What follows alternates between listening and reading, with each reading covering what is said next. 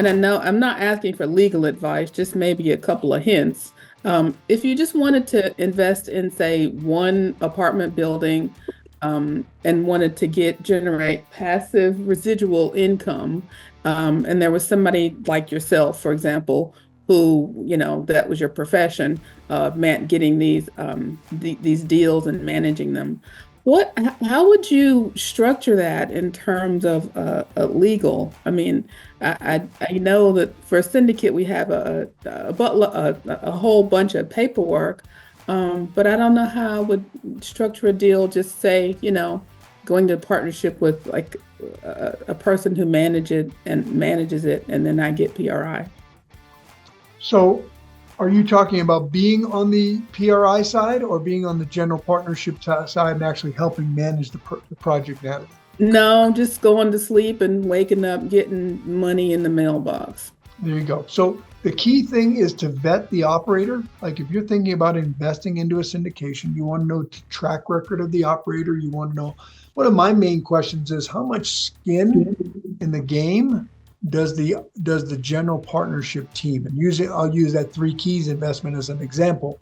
The whole general partnership team has a cumulative $2.6 million of their own money invested in the project.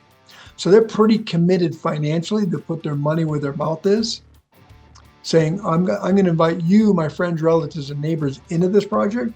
But oh, by the way, I'm also invested with you. So if things don't go as well, I'm just as financially committed as you are. So that's one of the things. Number two, I look for track record.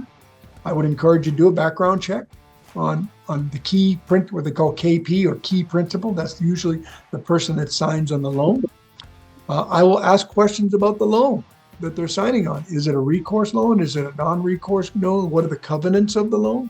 You can ask for the loan docs, because if the covenants, a lot of people don't realize this, but even a non-recourse loan becomes recourse if things aren't met.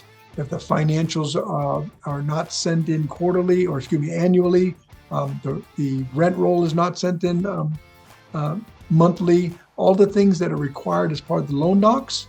And that is a good book, by the way. Yeah, Hands Off Investor is a very, very good book. Yeah, I just looked at the title on that this morning when I was looking at my bookshelf. So yeah, he put it in the chat there for you, Natalie. Hands Off Investor.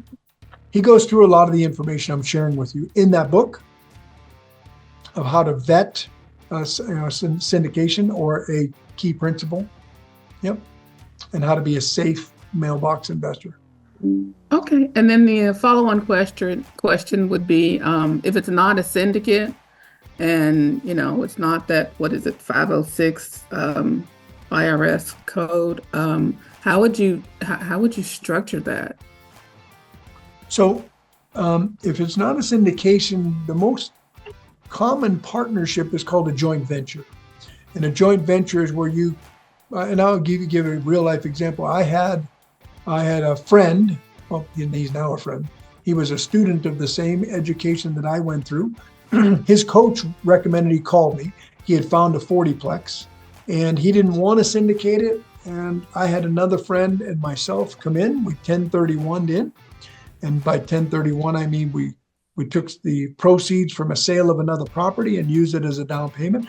He came in as an owner, but only because he found the deal. He'd actually done a lot. He was very, very good. He negotiated the deal, very, very strong negotiation that he did. He helped with the loan. He brought a lot of value. So he ended up with a nice portion of the project simply because of what he brought, the value that he brought, not any money that he invested. And we used a joint venture.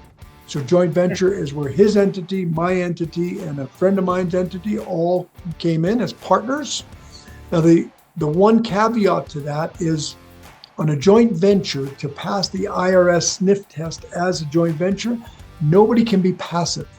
So it's not a mailbox money. It's not, in your example, wanting mailbox money. It's not a mailbox money investment. Now, is the IRS going to actually come and check on who's active in the investment? Probably not. But you've got to have that everybody at least active enough to where you could defend it. If someone came in and says, is everybody active? You've got to be able to defend that, right?